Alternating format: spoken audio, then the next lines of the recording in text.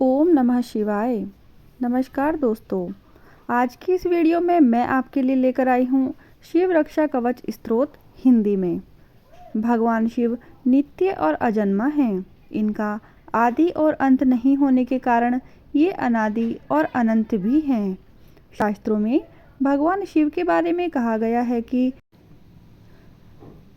जो इस ब्रह्मांड के सर्वोपरि परमात्मा तत्व हैं, जिनके परे और कुछ भी नहीं है, वो भगवान शिव हैं। अगर आप किसी भी प्रकार के कष्ट, दुख, रोग या भय से पीड़ित हैं, तब आपको नित्य ही शिव रक्षा स्तोत्र कवच का पाठ करना चाहिए।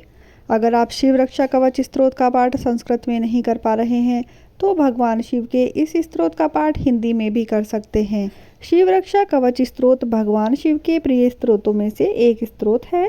इसके नित्य पठन से भगवान आशुतोष शीघ्र ही प्रसन्न हो जाते हैं और भक्तों को अपनी विशेष कृपा प्रदान करते हैं।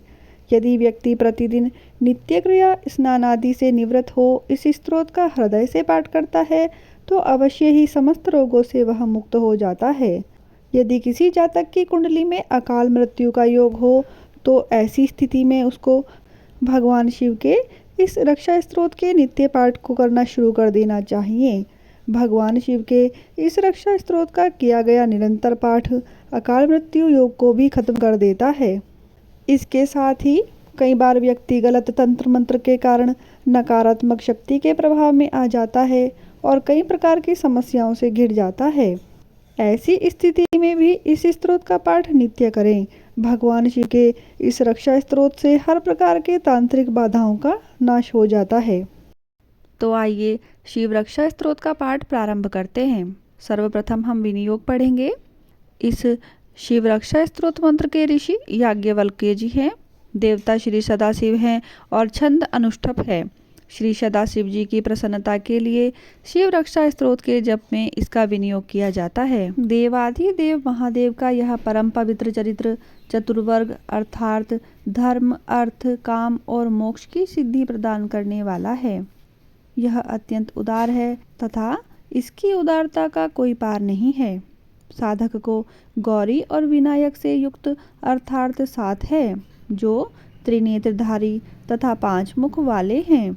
उन 10 भुजाधारी भगवान शिव का ध्यान करके शिव रक्षा स्तोत्र का पाठ करना चाहिए। उन 10 भुजाधारी भगवान शिव का ध्यान करके शिव रक्षा स्तोत्र का पाठ करना चाहिए। गंगा को अपनी जटाओं में धारण करने वाले गंगाधर शिव मेरे मस्तक की, अर्धचंद्र को धारण करने वाले अर्धेंदु शेखर मेरे ललाट की, मदन अर्थात कामदेव को ध्वंस करने वाले मदन दहन मेरे दोनों नेत्रों की तथा सर्प को आभूषण के रूप में धारण करने वाले सर्प विभूषण शिव मेरे दोनों कानों की रक्षा करें। त्रिपुरासुर का संहार करने वाले पुराराती मेरे नाक की, संपूर्ण जगत की रक्षा करने वाले जगतपति मेरे मुख की, वाणी के स्वामी वागीश्वर मेरी जीवा की तथा नीलकंठ मेरे गर्दन की रक्षा करें। जिनके कंठ में श्री अर्थात सरस्वती निवास करती हैं, ऐसे श्रीकंठ मेरे कंठ की, विश्व की धुरी को धारण करने वाले विश्व धुरंधर शिव मेरे दोनों कंधों की, पृथ्वी के भार स्वरूप दैत्य आदि का संहार करने वाले भूभार संहर्ता शिव मेरी दोनों भुजाओं की, धनुष धारण करने वाले पिनाक धृक मेरे दोनों हाथों की रक्षा करें। भगवान शंकर मेरे हृदय की और गिरिजापति मेरे जठर देश अर्थात पेट की रक्षा करें। भगवान मृत्युंजय मेरी नाभि की रक्षा करें तथा व्याघ्र चम को वस्त्र रूप में धारण करने वाले भगवान शिव मेरी कमर की रक्षा करें। दीन दुखियों और शरणागतों के प्रेमी दीनार्थ शरणागत वत्सल मेरी समस्त हड्डियों की, जगतकर्ता मेरी जंघाओं की, गणाधीप दोनों टखनों की, करुणा सिंधु दोनों चरणों की तथा भगवान सदाशिव मेरे सभी अंगों की रक्षा करें। जो धन्य साधक कल्याणकारिणी शक्ति से युक्त इस शिव रक्षा स्तोत्र का पाठ करता है, वह समस्त कामनाओं का उपभोग कर अंत में शिव को प्राप्त होता है।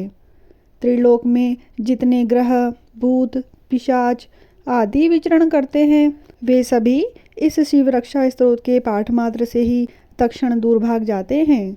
जो साधक भक्ति पूर्वक पार्वती पति शंकर के इस अभयंकर नामक कवच को कंठ में भक्ति के साथ धारण करता है, उसके अधीन ये तीनों लोक हो जाते हैं। भगवान नारायण ने स्वप्न में याज्ञवल्क्य ऋषि को इस शिव रक्षा स्तोत्र का जिस प्रकार उपदेश किया, योगींद्र मुनि ने प्रातःकाल उठकर उसी प्रकार इसे लिख लिया। शिव रक्षा स्तोत्र अर्थ सहित समाप्त। अगर आप भी जीवन में चहुमुखी सफलता पाना चाहते हैं तो आज से ही भगवान शिव की इस रक्षा स्तोत्र का पाठ शुरू करें।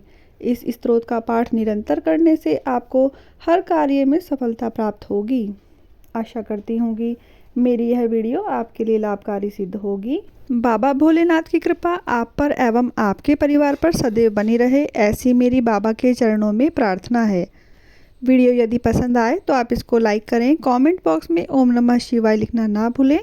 वीडियो को लाइक करें, शेयर करें और मेरे चैनल को सब्सक्राइब करना ना भूलें। धन्यवाद।